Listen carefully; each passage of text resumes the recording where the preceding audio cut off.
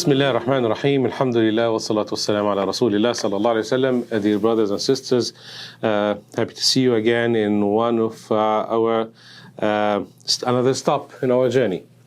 And as I said from the beginning, this is a journey of the word of Allah subhanahu wa ta'ala, the journey of the Quran, how it was revealed from the beginning to the Prophet sallallahu alayhi wa sallam, from Allah, the Lord of the universe, to Jibreel alayhi salam, Jibreel, the archangel, then to the Prophet Muhammad sallallahu alaihi wasallam, the messenger.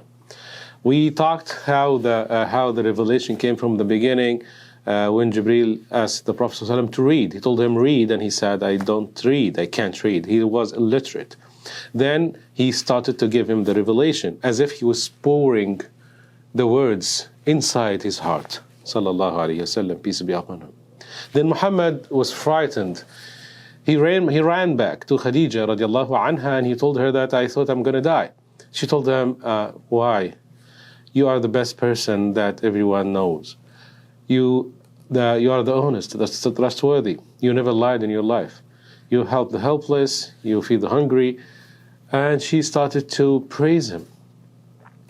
Then he went to Waraqah ibn Nawfal, one of the people who called for the one God in the time of the Jahiliyyah, what we call the ignorance. And Waraqah told him that this is exactly the same revelation that came before to Moses alayhi salam and Jesus and all the prophets before you. He assured him, and he told him that what happened to you wasn't bad. And he gave him the sense of the mission. He told him that if that happened to you, that means that you have been chosen by God to be His messenger.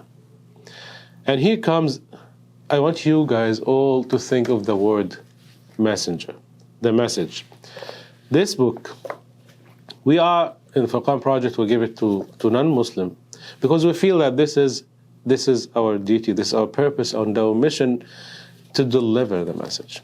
We learned that from the first teacher, Muhammad sallallahu alaihi wasallam. He knew in this moment that he is the messenger, means he's carrying a message from who? From the Lord, from God, from Allah.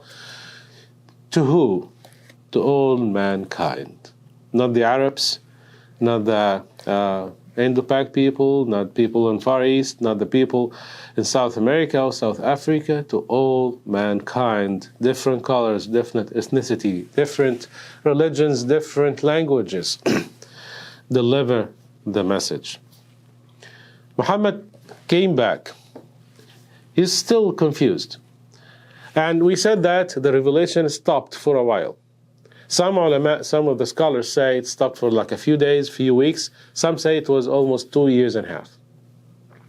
Whatever was the period, we all know that this period, the purpose of this stopping was to give Muhammad the chance to understand, to comprehend, to sense these words. These words is not just like any words.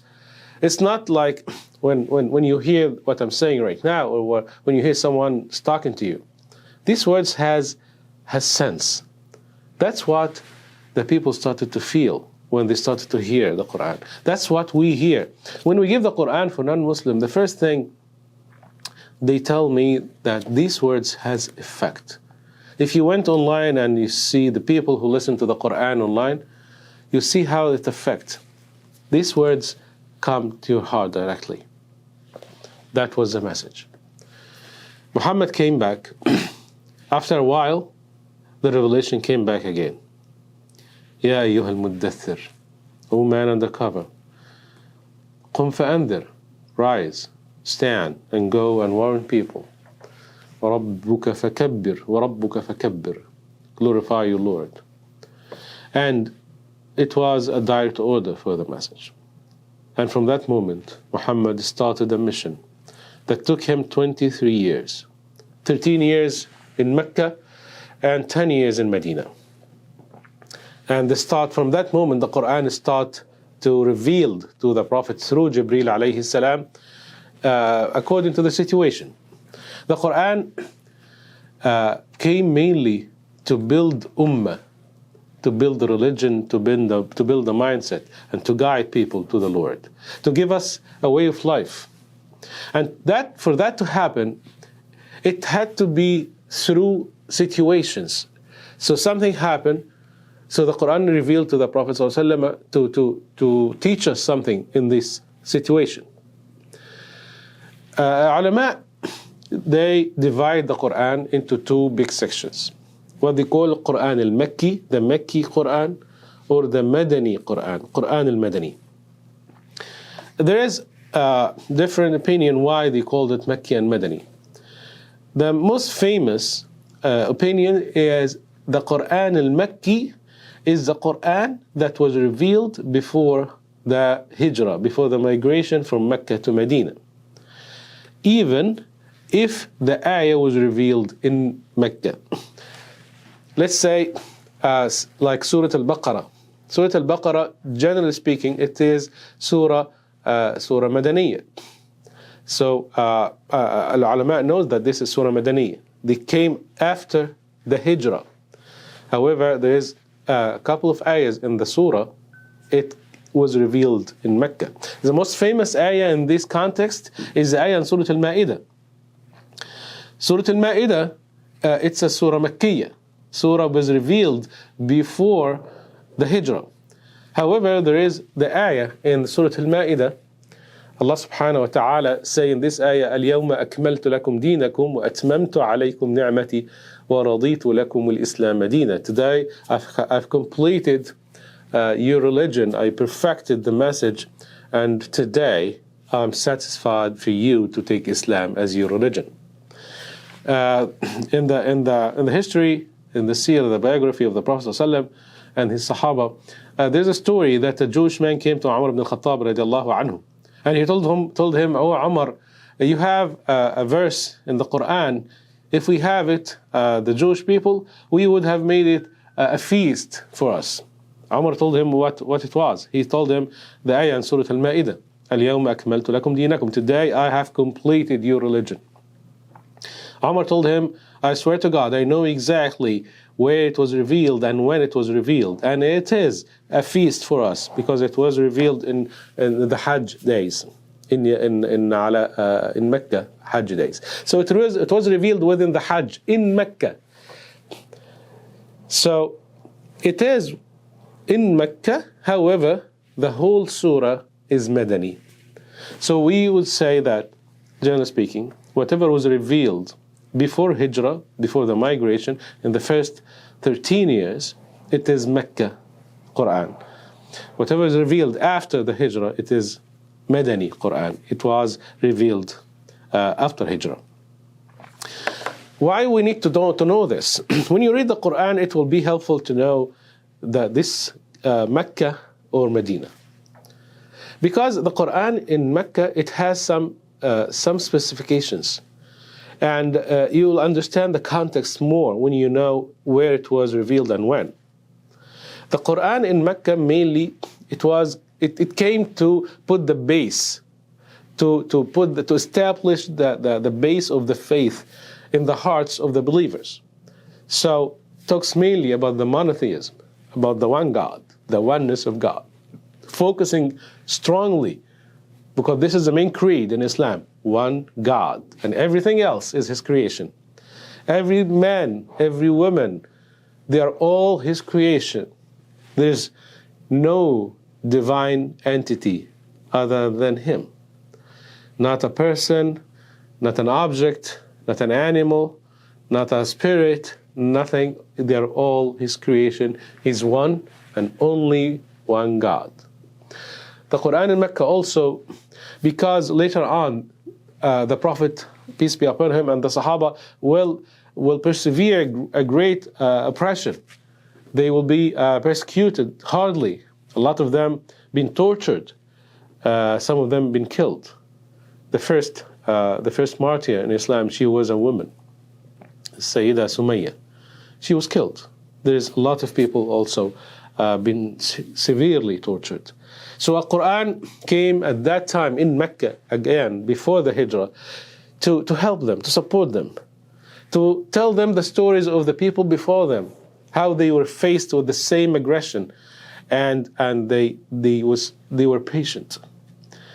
Al-Quran also started to describe and tell the stories of the previous prophet. First, to tell the prophet himself and everyone that it is one message from the time of Adam alayhi salam to the time of the prophet, the last messenger. It is one message, the same message that Abraham came with, same message of Noah, of Hud, of Salih, the same message of Yusuf, the same message of Moses alayhi salam, the same message of Jesus, Isa alayhi salam, the same message of Muhammad. It's all about the one God. So Allah wanted to tell Muhammad, you are the last part of the chain of the series. Also to tell the other people that this da'wah, this concept that Muhammad came with, it's not something new. It's something been there before. And they knew Ibrahim alayhi salam. The people in Mecca, they knew Ibrahim. And there was Christian people, they know Jesus. There was Jewish people, they know Moses, David and Solomon. They know all this. So these biblical names, it was known in that time. So it was very important for everyone to know that this is a continuity of the same message, the Abrahamic religions.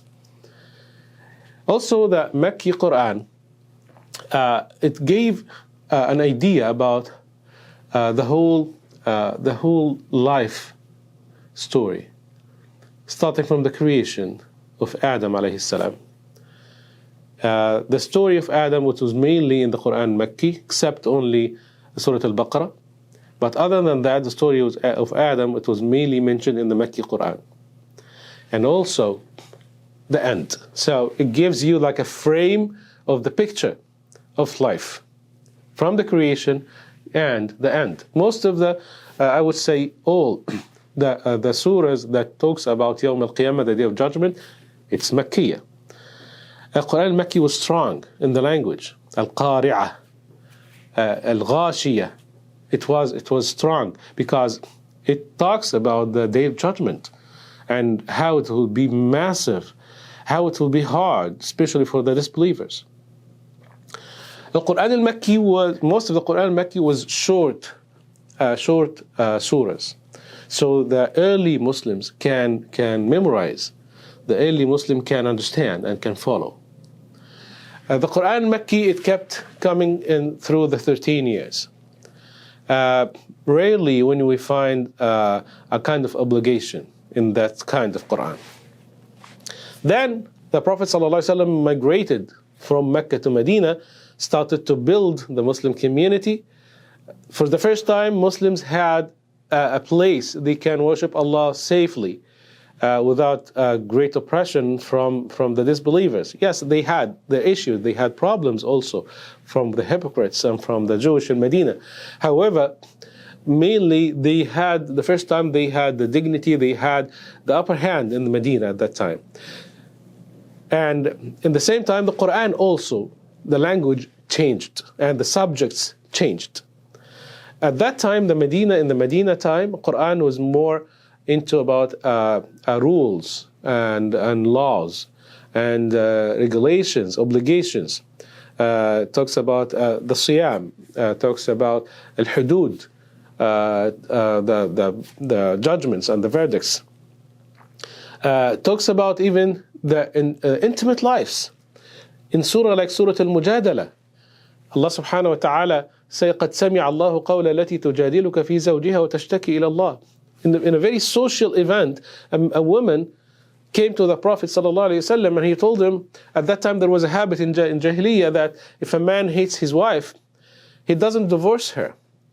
He just tells her, you live to me like you're like my mother. So she cannot marry anyone else. She cannot even be a wife for him. And that was so unfair. And she was crying and she said to the Prophet ﷺ, this is so unfair. And Allah subhanahu wa ta'ala revealed at the same moment the ayahs, قَدْ سَمِعَ اللَّهُ قَوْلَ الَّتِي تُجَادِلُكَ فِي زَوْجِهَا وَتَشْتَكِي إِلَى اللَّهِ. Allah subhanahu wa ta'ala tells him, I heard her, the one she's coming to argue with you, complaining to Allah from her husband. And then Allah solved the problem by canceling this bad habit. And He said, you cannot do that anymore. This man, either your wife or you divorce her. This kind of things, that was more specific in the Madani Quran. Quran Madani also talks about jihad, about how to thrive, to establish the deen in your heart, in your house, in your place, and to start to fight all those who are going to fight you. At that time in Mecca, there was nothing like that. In Mecca, the Quran before Hijrah, it was mainly asking people just to worship, do nothing. In Medina, it was more specific in the lifestyle, in the regulations, in rules, in Siyam, Ahkam al-Siyam, Ahkam al-Talaq, Ahkam al-Mirath, the heritage and the divorce. This is a kind of the specification of each Quran. So the Quran in Mecca, which is before the Hijrah, it was around 82 surahs. The Quran in Madani, which came after the Hijrah, it was around 20. There is 12 surahs that people they don't have a confirmed opinion where it was revealed or when it was revealed. So this is the whole story about Quran Makki and Madani.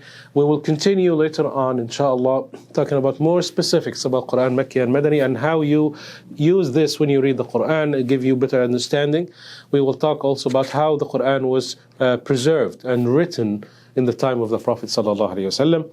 Jazakumullah khair, and as I always say, please don't take me as a faqih or sheikh or mufassir.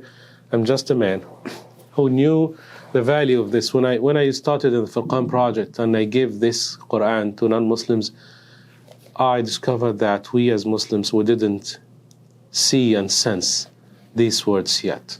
I hope that I can help each one of you to sense these words again, to feel the magic. See you inshallah in the next episode, and Jazakumullah khair. Wassalamu alaikum wa rahmatullahi wa barakatuh.